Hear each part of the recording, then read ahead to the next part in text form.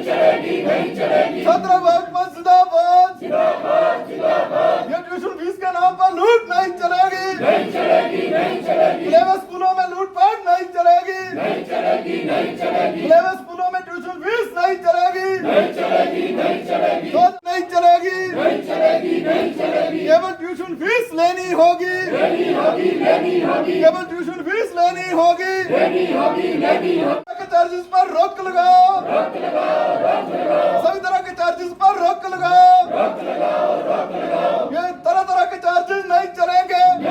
ये जो प्रदर्शन हो रहा है अभी आपने देखा ही है कि बाई चांस जो है अभी प्रदर्शन के दौरान ही डायरेक्टर साहब यहाँ से गुजरे तो आपके सामने ही उनसे बातचीत हुई है और लगातार कोरोना के समय से ये 13वां पत्र है, 13वां ज्ञापन है जो हमने सौंपा है आज डायरेक्टर महोदय को। कोरोना के 5 महीने के समय में हम शुरू से इस बात को कहते रहे हैं क्योंकि कोरोना के समय में बहुत ज़्यादा लोगों का रोज़गार चला गया है। हिमाचल का अगर आंकड़ा उठाएंगे 70% लोगों का जो निजी क्षेत्र में काम करते हैं पूर्ण रूप से अथवा आंशिक रूप से उनका रोज़गार खत्म हो गया है। जब आदमी का रोज़गार ही नहीं है, उसके पास आय का साधन ही नहीं है, रुपया पैसा ही नहीं है, तो किस रूप में जो अपने बच्चे की फ़ीस वो जमा कर पाएंगे। और दूसरी बात, जब स्कूल ही नहीं लगा तो फीस का सवाल कहाँ खड़ा होता है। तीसरी बात की जो ऑनलाइन क्लासेस की बात की जाती है, ये ऑनलाइन क्लासेस को लेकर जिस तरीके से पूरे देश में आज विवाद है और इसका विरोध हो रहा है, आप सभी को इस बात का भी मालूम है कि जो यूजीसी के पुराने जो चेयरपर्सन है सुखदेव थोराट, उनके साथ मिलकर जो है 28 विश्वविद्यालयों के कुलपति जो है उन्होंने चिट्ठी सौंपी सरकार को इस विषय पर, ऑनलाइन क्लासेस और एग्ज़ाम्स को लेकर उसका विरोध किया। तो अपने आप में ये एक बड़ा विवाद है। ऐसे समय में जब क्लासेस नहीं लग रही हैं, लोगों का रोज़गार चला गया है, आज ही आपने सुबह अखबारों में आप ही लोगों ने इस बात को रिपोर्ट किया है जो पूरे देश में गया, बॉलीवुड के एक अभिनेता तक वो बात पहुंची कि ज्वालामुखी के अंदर जो हिमाचल के अंदर है, वहाँ के एक पेरेंट को अपने बच्चे को ऑनलाइन क्लास लगाने के लिए अपनी गाय बेचनी पड़ी और फिर जो है मोबाइल उन्होंने लिया और वो बड़ा विवाद जो है पूरे देश के अंदर बन गया है। और ये भी आंकड़ा आया है कि हिमाचल प्रदेश का जो स्टेट कोऑपरेटिव बैंक है उसमें 3,500 लोगों ने जो कर्जा लिया है मोबाइल के लिए, सिर्फ मोबाइल को खरीदने के लिए, बच्चों की ऑनलाइन क्लासेस के लिए। तो पेरेंट्स पर तो बोझ ही बोझ है। पेरेंट्स का रोज़गार भी गया है, उनसे फीसें भी वसूली जा रही हैं, उनको जो है हर दिन जो है 1.5 से 2 GB डाटा के लिए खर्चा भी करना पड़ रहा है, नए मोबाइल भी लेने पड़ रहे हैं, लैपटॉप भी लेने पड़ रहे हैं। ऐसे समय में जो मदद मिलनी चाहिए थी सरकार की ओर से और शिक्षा विभाग की ओर से, वो मदद उस रूप में नहीं मिल पाई। 23 मई को जो कैबिनेट ने डिसीजन लिया कि केवल ट्यूशन फीस की वसूली होगी 2019 की तर्ज पर, वो निर्णय आज भी लागू नहीं हुआ। पिछले कल की ही बात है जो शिमला के अंदर प्ले वे स्कूल चल रहे हैं। आपको पता प्ले वे स्कूल का मतलब क्या है? जहाँ पर कोई पढ़ाई नहीं होती, केवल बच्चे को उठना बैठना खेलना सिखाया जाता है।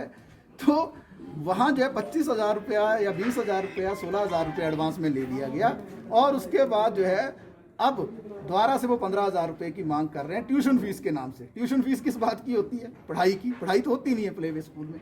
तो ये ठगी चल रही है। का डिसीजन है कि कोई भी स्कूल ट्यूशन फीस ही ले सकता है।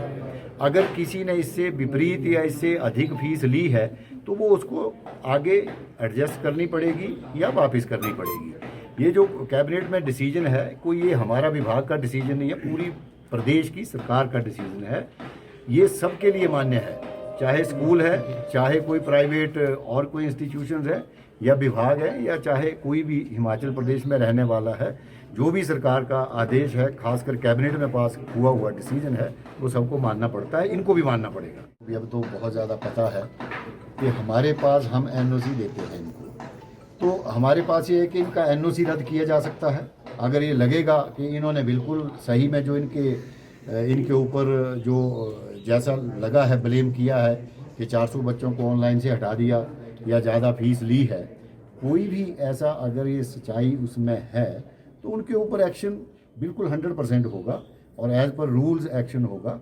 जो NOC है, इस NOC को विड्रॉ किया जाएगा या और आगे का उनका जो संचालन है उसको रोका जा सकता है। ये प्ले वे स्कूल्स हैं, ये हमारी वैसे परिधि में नहीं आते हैं। हमारे पास जो सीनियर सेकेंडरी स्कूल्स हैं, मैं तो इसलिए बोलता हूँ, वैसे तो एलिमेंट्री का डायरेक्टरेट भी है, कुछ स्कूल्स उनके अंडर आते हैं, लेकिन क्योंकि प्राइवेट स्कूल में पहली से लेके 12th तक या हर क्लास एक ही स्कूल, एक ही प्रिंसिपल के एक ही कैंपस में होती है, इसलिए हम उस कैंपस के लिए कोई डिसीजन दे देते हैं, उस प्रिंसिपल के लिए, उस मैनेजमेंट के लिए।